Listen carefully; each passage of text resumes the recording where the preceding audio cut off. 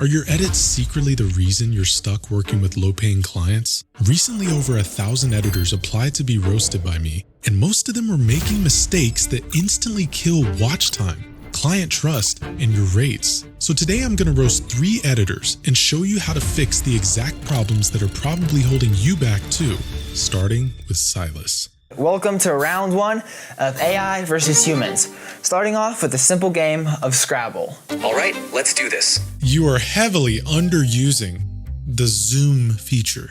I'm not talking about cutting in and cutting out. I'm saying slowly zooming in. That helps build tension like no other. Why do you think all the major films do it? Look at this shot here. Look at this shot here. Look at this shot here. Notice how the camera moving forward adds so much more tension than just having it sit static. You need to strategically use the Ken Burns zoom effect because right now it feels like it's set up like a comedy skit. This doesn't feel like a battle between AI and humans. It feels like a joke. I started off simple with the word lag. Now it's your turn, Jerry. What would you like to go with? Let's see. I can use the G from lag. This section does not work as our opening section. We're going to lose quite a bit of viewers if we keep this scene in because it's just not interesting, especially because this is the first challenge of the video. The hook of the video is meant to draw people in, but right after that, you're still proving yourself. If I saw that as the opening scene, I'm gone. I am going to assume you're going to have a section in here that is a much better starting section. You should have just moved that one to the start. You're probably wondering how Jerry works. Basically, there's a hole in his forehead that I cut out, and inside of that... You could have highlighted that moment so much better. What the heck? This would be a perfect time to have a hard cut to some intense horror music with violins like shing, shing, shing, and then cut back to normality. You also could have added sound design like shh.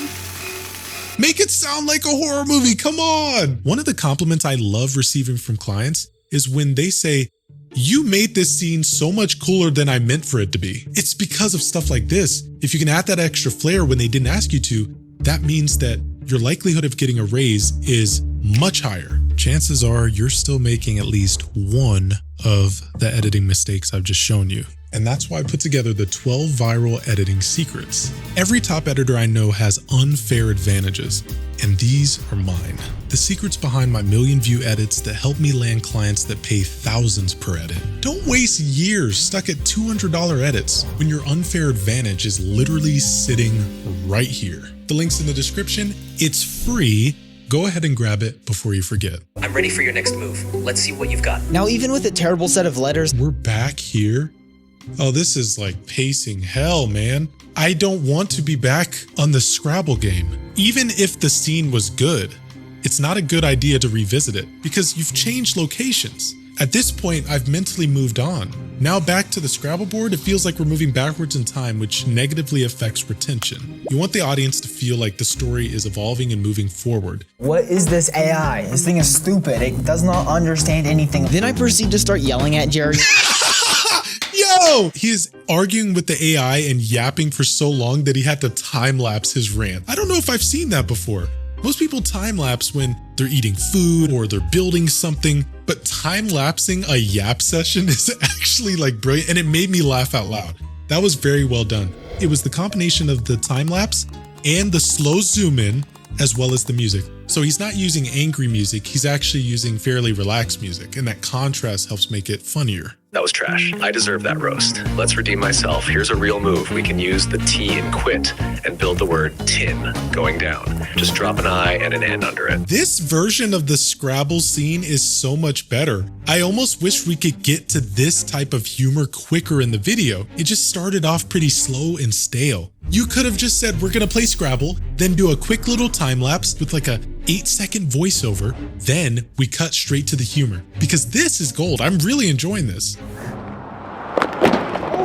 This gentleman has a problem with emphasizing small moments. I've noticed that. And small moments are arguably some of the most important parts of a video because that's what will drive the most comments. And people are going to replay that section over and over, which helps boost retention. That could have been more impactful with sound design. Because you use the raw audio, it just felt like, oh yeah, little doll got ran over. I just didn't feel the weight of it. I like Bro, that. I keep on That was losing sick. the potato pieces. It will. I wonder why. Then it told me to add these spices and then mix them. You know what I like about this guy? He's clearly an intermediate editor. He knows his stuff. This is like the perfect person to go through the academy. Because if they went through the academy, the entire video would just be so juicy. The second edit we're going to review is from LaJuan. In this video, we're going to learn the language of car financing, why 20% of the population live car poor. These graphics are lacking credibility. I'm a big fan of less polished editing. I really love Ryan Trahan's editing style for that. It's less polished on purpose so it feels genuine and relatable, but still pretty aesthetically pleasing.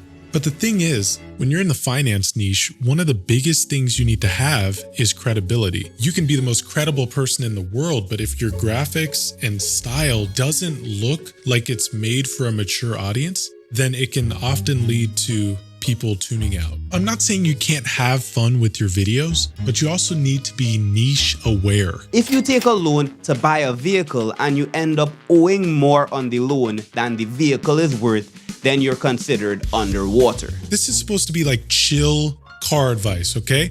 And I understand what he's going for, but there are ways to enhance credibility while still being relatable. For example, you can still have the stick man, but does it need to have jagged edges? Or can you take them away and it still feels relatable? You can literally take this stick man, put it into ChatGPT, say, make this high resolution, then start using that as the asset in your videos. I wouldn't change everything about the graphics because I do like the relatability and I like the identity of the stick man because he's kind of like this character in there and it makes the editing more interesting. But there's got to be some stuff tightened up here. Living in your car isn't considered car poor. That's regular poor. Car poor is if you Nice. spend 20% or more. Like this. See, it still has just a little bit less production value than it could, but it's not a big deal. It's still nice. It still feels not too corporate polished, but it feels trustworthy enough for me to believe you and trust you with financial information. I want to make it clear, I'm not saying just become like all the other car loan channels because that's boring and dull. You've got a nice personality, bro. And it's also shown in your editing. So I want them to preserve some of this. When you're an editor and you get brought onto a channel, you want to preserve the parts of the identity that are very important to the audience. And you find that out by actually studying their videos, studying the audience comments. And then once you've binged all their content, your brain is going to start to fit in with their channel. Since the 1950s, car advertising has not been about cars. It's been about identities. For example, back then, if you wanted to be a playboy, Yo, I was about to tweak out. The moment he said the 1950s, I'm like, music switch. Let's cue in some old-timey jazz to suit the time period. You want to immerse the audience in what you're saying beyond just words. So he did that very well here, and I'm glad. It just kind of tweaked me out a little bit because it took him a little bit to start triggering the music. The music should trigger when he says the 1950s because that's when the idea shifted. You don't need to time the music with the visual change. Sometimes you need to time it with the idea change. the sheer number of those people that are underwater, car poor, or being repossessed. Come on, bruh. Why are we playing trap music with people getting their car repoed? If it's a financial crisis, switch the music to indicate crisis. The best intros you ever see typically are not going to just use one song. There's going to be 2, maybe even 3 to adjust based on the mood of what is being said. Nobody cares what you wear. They really only care if you stink.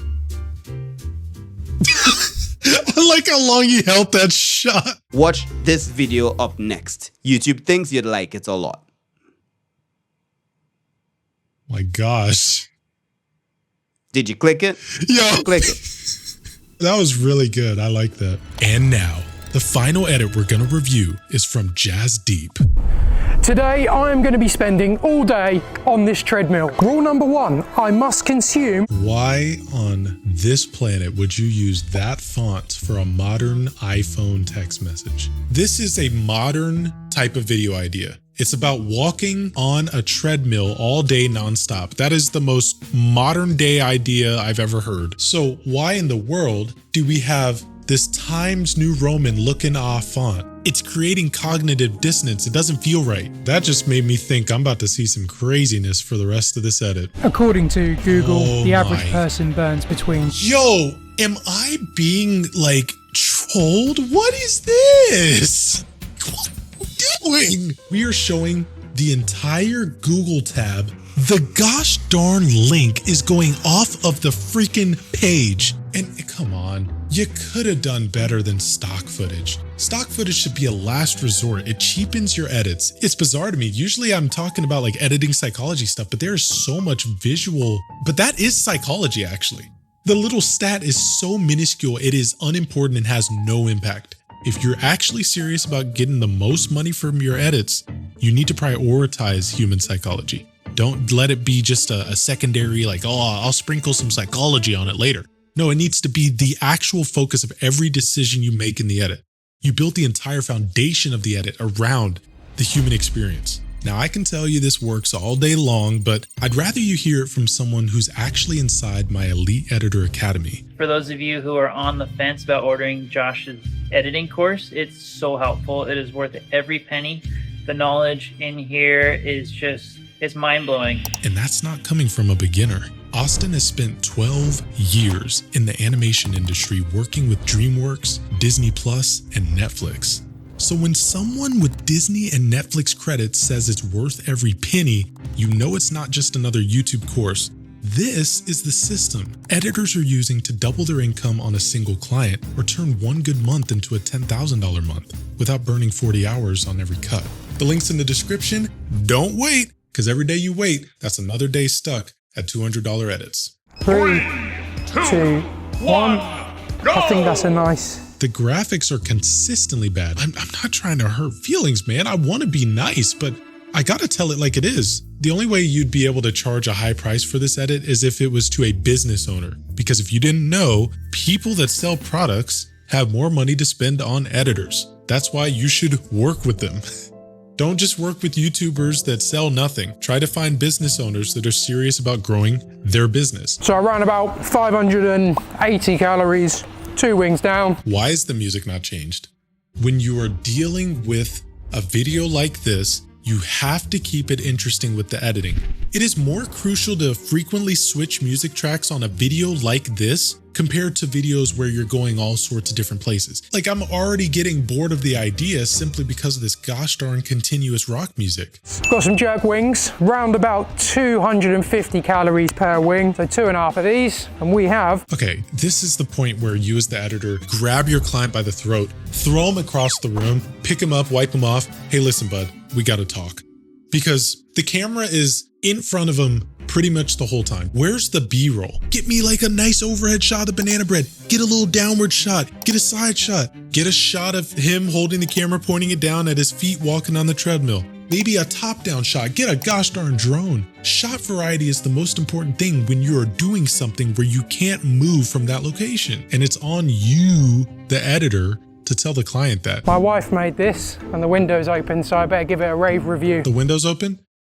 You surely filmed a shot of the window being open, right? To add more interest to the edit, right? Oh, now, although... Nope. Just a quick 3-second shot of the wife looking in the window like, if they just would have got 5 times more B-roll, this could have been a really engaging story. Things are getting serious now. Things are getting serious. No music switch. 3 hours, 30 minutes. No music switch. 4 hours in, the machine is telling me... I'm about to retire. I can't do this. But seeing 3 editors get roasted isn't enough. You also need to understand the bigger blind spots I uncovered after studying 1,000 editors. Because if you don't, you're gonna keep slaving away for less than what your Uber driver makes per hour, while top editors are pulling in $1,500 per edit and locking in $6,000 monthly retainers. And you can watch that video here.